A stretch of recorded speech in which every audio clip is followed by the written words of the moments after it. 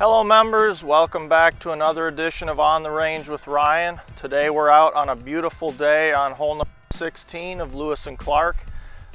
First of all, I'd like to remind you, take advantage of my winter special, the 30-minute sessions, and come see me on a regular basis. Doesn't have to be once a week, but don't let those golf muscles go to waste and your swing get a little rusty. Also, I'd like to offer some lesson packages. I've had a couple people ask. Please feel free to reach out to me, email me. Let me know what you're looking for your goals, whether it's a 3-lesson package or 7 or 8 lessons.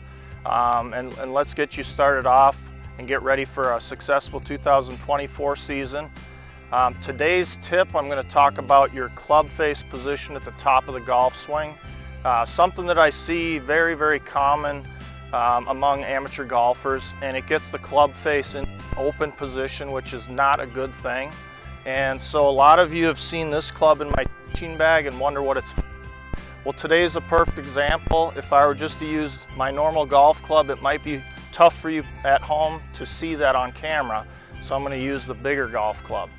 And what I'm talking about is when people get to the top of their backswing and have a poor wrist position, this is an open club face. When the toe points down at the ground, square would be more like this, where the club face matches up more with your lead arm, and then closed would be more like that. And again, that can be a result of your grip, but today we're going to talk about your wrists and how they position at the top.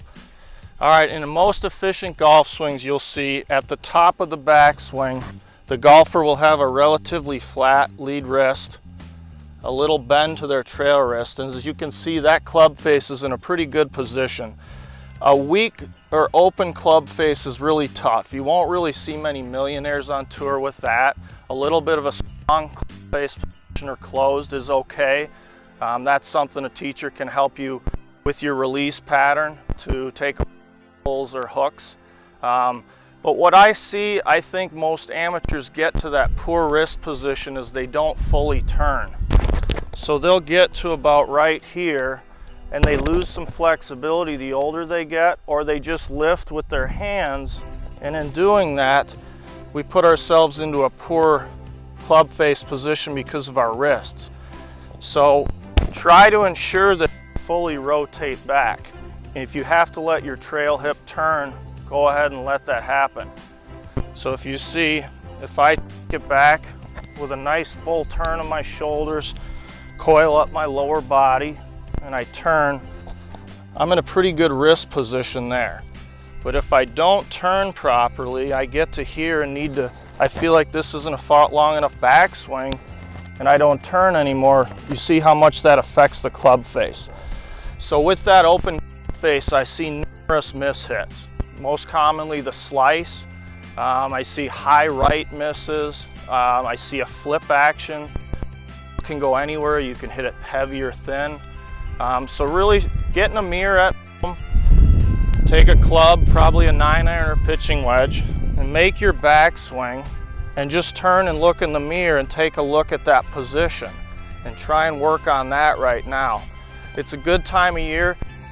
Hit a lot of golf balls. If you can get into a mirror and do a little mirror work, I talked last week about your setup, start there. But today I wanted to offer a little tip. I see a lot of people with a poor position at the top. Their wrists put the club face in a real dangerous position, and it causes a lot of struggles. So if you have any questions, feel free to email me. I'll see you next time on the range with Ryan.